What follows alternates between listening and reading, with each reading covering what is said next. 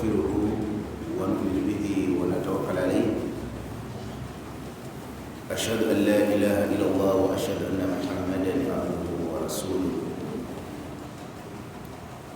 صلوات الله عليه وسلامه. أما بعد، يقول تبارك وتعالى في محكم تنزيله بارك بالله من الشيطان الرجيم: ومكروا ومكر الله والله خير الماكرين.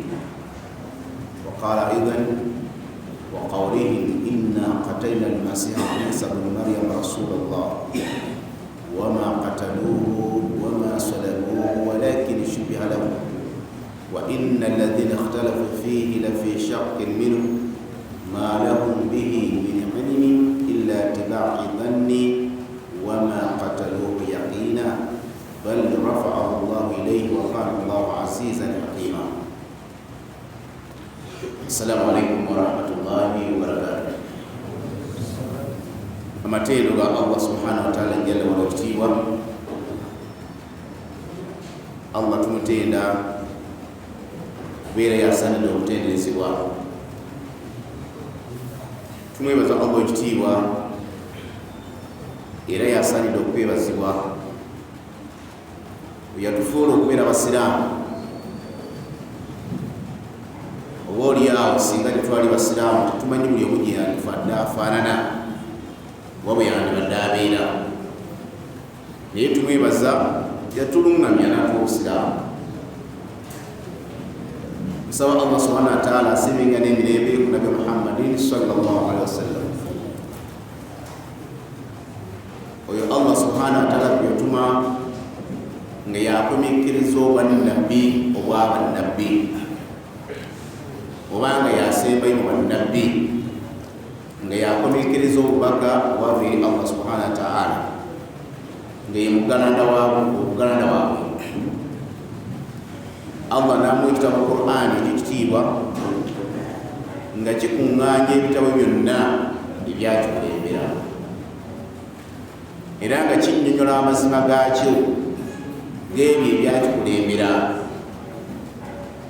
era nga kyajja kakasa ebyo ebyakikulembera. Mwe muli Tawurata, mwe muli Zabuuri ne Injiiri. Ng'amaze okubeera nti nsala ku Nabiyina Muhammad sallallahu alaihi wasallam, olunaku luno lwali lwa Mande era ensi ezikolera ku njigiriza y'Ekikristaayo zonna mu nsi yonna bawummudde ne zitwaliramu n'ez'abasiraamu ezimu, si zonna, n'ez'abasiraamu ezimu, ng'ogyeko ensi eziweranga 20 ezo nedda ez'abasiraamu era mu ofiisi ezigonna gawummudde. Naye nga lwaki balina erinnya lye bakozesa nti leero Easter Monday? Lwaki Easter Monday? Bakajja bategeeza era mbu yakazuukira, yazuukidde jjo. Waliwo ensonga bbiri tuyinza obutazuukirako zonna. Waliwo ensonga y'okufa kwa Yesu, yafudde n'azuukira, ensonga yemalira ne wabeera kye bayita Easter Monday. Ekyo naye kyeyawulidde kirina ebisaaki yakyo. Hajjo ne liswalaba nga yajja okusala mu asiri kusinziiranga otubanzi ayinza okuba nga yajja okikwatako kya Easter. Lwaki Easter? Ddala Easter kitegeeza ki? Bikwatagana n'okuzuukira kwa Yesu oba babipanga obupanzi? Ojja kusanga babipanga obupanzi ng'omugenda obyula inshallah. Naye kyengenda okubeera nti njogeramu mu ndeeka zino kyekigambo kyoga nti Isa yafudde, Nabbi Yesu yafudde, yazuukidde jjo. Ekyengenda okubeera nti biidhinillah tukikoonako. Baganda ffe bapanga buli mwaka balina ennaku nga ziteeketeeke baziteekateekera wa paapa. Hata n'abaana abali mu Uganda olwaleero babuuza nti kasita ejja egenda kubeera lunaku meka, wallahi tebamanyi babipangira eri nti Easter y'omwaka ogujja 2024 eribeerawo omwezi gwakuna ennaku z'omwezi ga 25. bwe bamala okipanga ne bakiweereza ensi yonna. Teolaba nti nabo Easter yaabwe naye teri constant nti ebeera mu nnaku bweziti. Naye ate ekiri emabega bagamba kwe kufa kwa Yesu. Kandi weebuuza, Yesu olunaku lwe yafiira ku lwemutamanyi oba nedda? Twaligambye nti olwazaalibwa lwe yazaalibwa lwagaana kuba tubabuuza Christmas olwa 25 lujja wa ekyo kyagaana teri yali akireese mu bwino tekiriyo. Naye n'okufa kwe temumanyi we yafiira, temumanyi n'ennaku z'omwezi yafa ddi. Kuba singa babadde bazitegedde tebandibadde nga bapanga bupanzi nti olwali lwakuna guno ate simanyi gwakuna 25 ate simanyi leero kati olwali lubadde gwakuna ennaku zabadde 7-8-9 Good Friday, Saturday, Easter Sunday, Easter Monday. Bayipanga bupanzi. Naye ne b'olinoonya mu bitabo byabwe wallahi tugenda ekisangamu. Tubuuza babijjawa. N'olwekyo abangi tuwumudde, abangi tukoze alhamdulillah. Bintu nga bino abasiraamu tulina bimanya, kubanga obusiraamu temulina kye bwalikayo okusomesa. Kati obusiraamu tebwasomesa ku Easter, obusiraamu bwasomesa ku nsibuko. Allah subhanahu wa ta'ala ategeeza mu Qur'an ekitiibwa mu surati Al-Imran aya ya 54. Allah ekitiibwa ategeeza agamba, aya nakisomye mu Bwarabu neera kandiddemu. Allah agamba, a'udhu billahi minash shaitani rajim, wa makaru wa makara Allah wallahu khairul makirin. Aya etegeeza nti ne basala enkwe, ne basala olukwe olw'okwagala okutta Nabbi Isa, Allah n'asala enkwe ezibalemesa. Fe ekigambo kibeera kiri mu Qur'an kiba kitegeerekeka. Aya tugijjamu nti Abayudaaya Nabbi Isa wajja mu matwale gaabwe bw'asomesa baamulabira bubi, ne batandika okubeera nga batuula obufuufu nga bamupulaningira nti bannange ono tumutte naye aveewo. Jjukira emabega baali bakamala okutta Nabbi Zakaliya tali wala nnyo ne Nabbi Isa. Baamutta ne bamusalamu omusumeeri, abaga ono mujje naye tumutte. Kale Allah aga nti baasala olukwe olw'okwagala okumutta, naye Allah n'alemesa enkwe zaabwe, kuba Allah yasinga okumanya abo abalibye. Kitegeeza nti baagezaako, naye Allah agambye nti wallahu khairul makirin, Allah yasinga okusala enkwe. Kitegeeza ki? Nti Allah oli bwakubangira babanga abantu abasatu nga baagala kubeera nti bakutuusaako akabenje, mwana wattu mugo Allah bw'aba akwagadde ateekamu omuntu mu basatu ate muvaamu ajja n'akutegeeza aga nti otegedde Imaamu Jafari gundi ne gundi tuva kubwaamu anti naye mutegeeza amazima onuvaawo, naye bw'olemera ogwanaamanya nze mbuuliddeko ng'owuwo gye tubaddeeyo oyo aba abavuddemu. Allah amukozesezza nga bamukutaasa nga naye abadde mu meeting. Kale Allah waga nti Allah yasinga okusanya abazisazi. Musaze kwagala kusanyawo ono, naye Allah yasinga tategedde tabaddeewo, Allah n'amubuulirako n'avaawo. Kale ayo emala okukka tugitegedde. Allah subhanahu wa ta'ala teyakomaawo n'ategeeza mu surati An-Nisaa'i, essula ne bayakuna, essula y'abakyala, makumti eyogera nnyo ku bakyala, si bakyala be bagiwandiika, Allah yogera ku bakyala. Naye mu ssuula eyo Allah ekitiibwa yateekamu ebigambo bino mu aya 156, 157, 158. Naye kansome 157. Allah ekitiibwa yagamba nti wa qawlihim, mazima n'ekigambo kyabwe boogera nga beewaana, inna qatayna Isa bnu Maryama rasulallah. Beewaana nga bagamba nti mazima ffe twatta Isa mutabani wa Maryamu mubaka wa Katonda.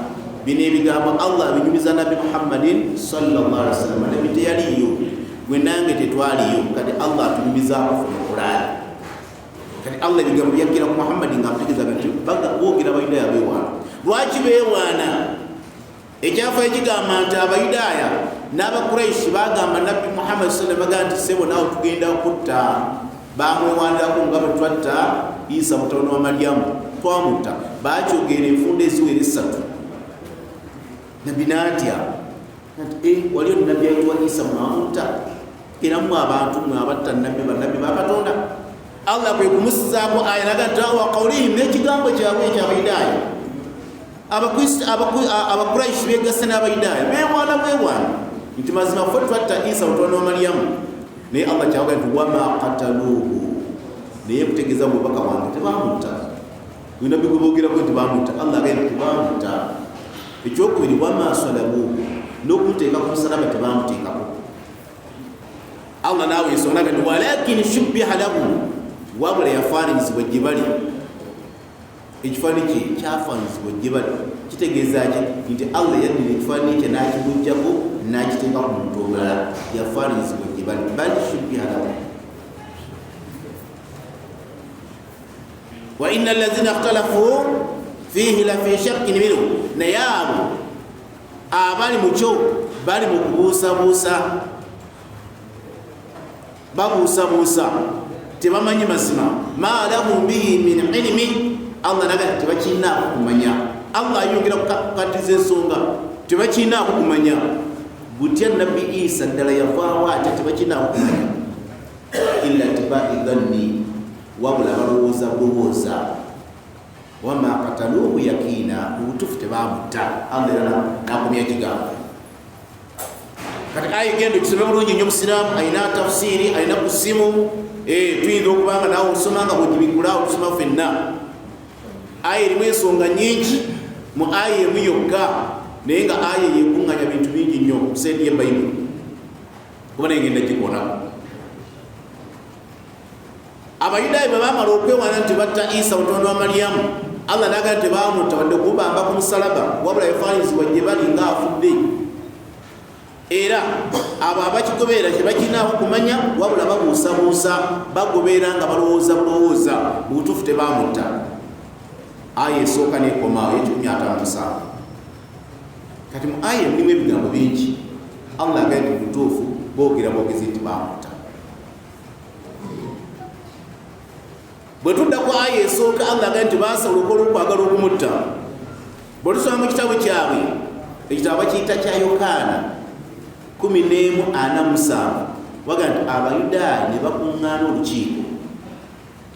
olukiiko obwamala okubona bakuŋŋaanye ne bateesa ne bagamba nti omusajja oyo tumukole tutya kubanga akola obubonero bungi bwe tunaamuleka bwe tuti abantu bonna bajja mukkiriza olaba liizoni ze baawo mu lukiiko kati bw'otunula liizoni ezo ddala okakasa ekyaleeta Yesu kumutta nga baganda ffe batugamba nti Yesu yajja tufiirira Yesu yajja buzibu ate afiire abantu oba yajja kusomesa bantu kati mu statement eyo eraga nti Abayudaaya bo bakimanya nti Yesu nabbi Allah amusindise ajja asomesa abantu era bw'anaasomesa olw'obukulu bw'ensonga z'abategeeza bagenda mukkiriza kati bano be yasangawo baali bapolitician baali bafuzi ab'amatwale baali bafuga ate mukimanyi nti abantu abafuzi ku ddiini baba tebajagala abafuzi tebakwatagana ddiini nsonga lwaki ne mu nsi eno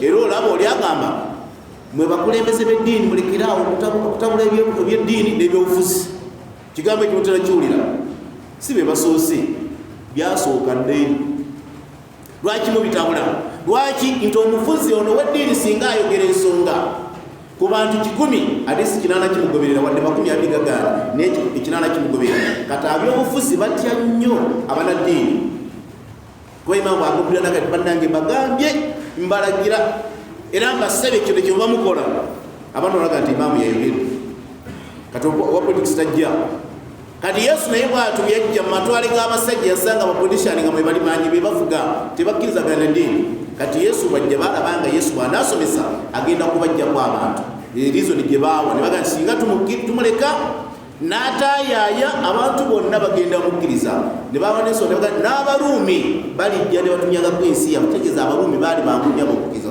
okusingako abayudaaya banakkiriza yesu bonna bajje bamukkirize kitegeeza kyekyali ekirungi ekyaleeta yesu kubira tutabasomesa abantu bamukkirize bafune obulamu obutaggwaawo erizo niye number 1 point esooka eyo ekyamuleeta abantu kubeera nti bakkirizeyo bakkirize katonda yabatonda kuba baali mu buzi bayingire eggulu bano bapolitician bagamba nti singa tumuleka bwatyo bantu bagenda okubeera kati Kayaafa kyabayimira mu kiiko naga nti muli kuteesa bingi bwe temwenda kimumanyi temumanyi nti lazima omuntu omu alina okufa olaba bwakatiza ensonga nti yesu alina okufa ensi yaffe erimu okubula ekigambo n'akyabya mu lwangu bantu nti alina okufa ensi yaffe erimu okubula kati ekibuuzo kitubuuza bannaffe abatuwuliriza n'abatulaba nti abaffe yesu yali asomesa kubuza ensi oba yali asomesa kugirungamya ansiga nti yali asomesa kugirungamya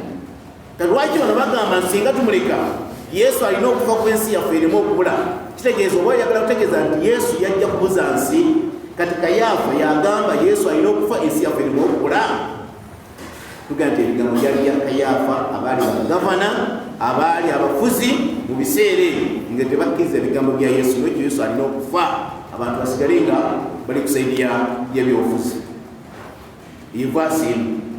evaasi leero kisanga mu kitabo kya Yokaana kyennyini 18 olunyi olw'e 14 waga nti era Kayaafa ye yawa Abayudaaya amagezi nti kisaana omuntu omu afe baganda ffe bagenda batugamba Katonda yawa Yesu afe nti era okufa kwa Yesu gwali mupango gwa Katonda yawa Yesu ajja atufiirire afiire ebibi by'abantu awo bagenda ne boogera ne biwooma era abantu ne bawulira nga ebigambo birungi waliyo ajja n'atufiirira omusaayi gwe gwayika ku lwange ne banyumisa nnyo banyumisa nnyo emboozi eyo paka owulira nga abantu ebakutteko ku mutima oyo nawoza nti ndooza kiboogera kyekituufu naye njagala mutegeeze kunyiriza eri mu bayibuli zonna era mwawula tulajja okuliza IFM mwawula twasimba abasumba ebibuuzo mutwekwasa emu yokka nga Katonda agamba nti Yesu nkutuma ogenda ofiira ensi wallahi bayibuli teriimu naye mu mboozi ono boogera bagamba nti Katonda yawa Yesu ajja atufiirire evwaasi erimu yokka gye bakozesa erimu Yokaana 3:16 nti Katonda nga bwe yagala ensi bw'ati n'okuwaayo n'awaayo omwana we yazaalibwa omu yekka bw'ati buli muntu yenna amukkiriza abeera obulamu butaggwaawo kubanga Katonda teyatuma mwana we okusalira ensi omusango wabula eserukire ku ye statement eyo nnungi era tugamba nti ya alifaati w'Abakristaayo temukristaayo atamanyi vaasi eyo kuba Katonda yawaayo omwana we buli amukkiriza abeera obulamu butaggwaawo kati evaasi eyo nnungi evaasi eraga nti Katonda yatuma katutwale nga bwe kiri nti yatuma omwana we abantu bonna bamukkirize ekibuuzo ekibuuzibwa mu vaasi emulimu ekigambo ekigamba Katonda yamutuma afe yamutuma abantu bamukkirize banaamukkiriza batya ng'amaze okusomesa kyekiri ekisoose bwe tunaamuleka n'asomesa abantu bonna bagenda mukkiriza kitegeeza kyekyatumye Yesu kati evaasi bwagireeta eyo yennyini gy'omukwatira tewali nyirugamba nti Katonda n'atuma Yesu genda ofe wabula yamutuma abantu bonna bamukkirize baleme okubula so si yajja okufiira ensi abantu baleme okubula si weekiri ekyokufa tekirimu kati bayibuli bwetyo bweyogera nti Kayaafa eyali kalabaalaba eyakulemberamu Abayudaaya nti Yesu ateekeddwa okukola ki ateekeddwa okufa si Katonda si ki ekibuuzo ekyebuuzibwa Kayaafa yaani tugenda nti Kayaafa balinga bagavana baali basajja bafuzi olidde nga be bakabaka yewe essaza walingawo kabaka ate nga yewe essaza byonna nga abitwala tegere nga yakulira bonna kati Kayaafa gwe tulabye mu bayibuli nti yawa Abayudaaya amagezi Yesu alina okufa kati nga tewali Katonda Kurani kyegambye nti baasala olw'okwagala okutta Yesu naye Katonda n'asala enve zibalemesa wuyo mu bayibuli tulabye era abantu basala enve baga nti Yesu alina okufa kifuba ddembe ezo missoni baazikola naye kyebuziba zaatuukirira bw'oleeta evaasi ey'okusatu eri mu Luka 21 olunyiri olw'okubiri wagamba nti abo Abayudaaya ne basala amagezi ebyokukwata Yesu bagende bamutte naye baali batya abantu. Olaba tegeeza baali bafuzi naye nga the same time batya abantu wadde nga balina obuyinza batya abantu bagenda bavunaana.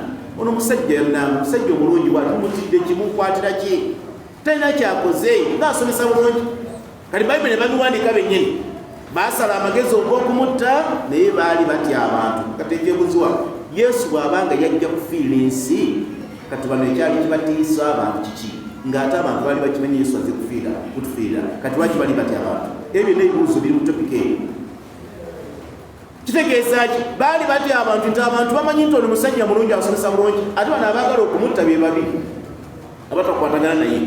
Katuuliza statement Bayibuli egamba nti awo Sitaani n'ayingira mu Yuda ayitibwa Isikaliyooti yali ku muwendo gwabwe 12.